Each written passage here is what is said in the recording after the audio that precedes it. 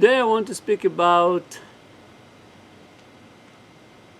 a very important element in management, and this element is how to take a group of people and how to create to this group set of behaviors and skill set and competencies that the group has as a group, but the individual in the group doesn't have,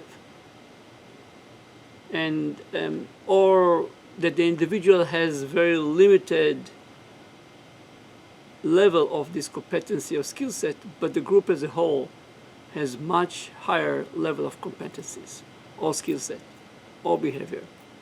And I think there are two examples for that. So if you are alone, your security, you don't have any security actually, so you just depend on yourself.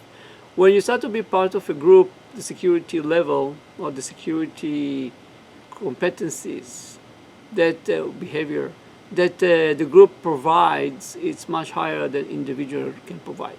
And the same apply for creativity. For example, when you are by yourself, there is a limitation of how many ideas you can run in your head. When you're adding more people into the pile, you are starting to get much more better exchange of ideas and different ideas, and obviously the creativity level of a group is much more higher than the creativity level of a person. And there is a long list of those behavior or skill set or competencies that are very unique or will exist for a group of people but won't exist or exist in a very low level to individual within the group. And management, leadership, whatever you want to call it, role is one of them that I don't think any people or most of the people doesn't pay any attention. Is actually the art of creating and weeding those type of behaviors or those type of competencies of a group.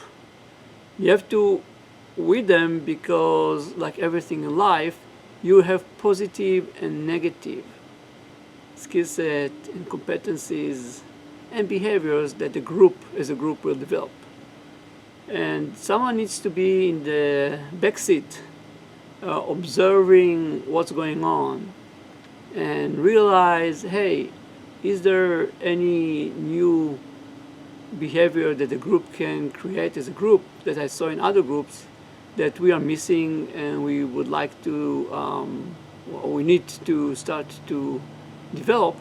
Or is there any existing negative competencies or skill set or behavior that the group has and we want to take it out, or to convince the group to find a way how to move the group into different type of competencies or skill set or behavior. So this is a role, I believe, of what we call a manager. It's not something that you're standing on a stage and you're talking about. It's not something that you're standing in front of people and lecturing about. It's not something that people should know, see that you're doing at all. This is something that it should be done behind the scenes. It can be done by everyone that is part of the group. And if someone is dealing with this thought process, he's always observing what the group as a group can do better than individual in the group. And he is using his personality, his influence in order to convince people to adopt new behavior or to adopt new properties, which can be all behaviors or competencies or skill sets, and drop the one that are not conducive to the purpose of a group. This activity is really leadership and hard to find.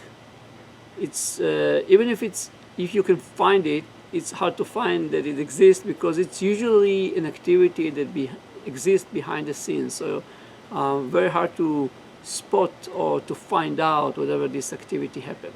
But if you want to be a leader of a group, real leader of a group, this is what you need to be focused most of the time.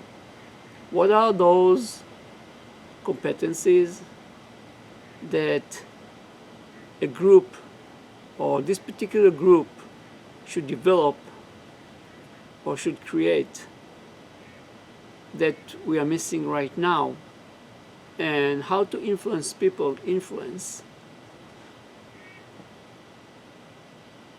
to be part of this effort of adopting or taking away a new or existing properties. That's all. Sounds, I hope that I managed to explain a very complex task that takes a lot of time and effort to do in a very simple way. Thank you, bye.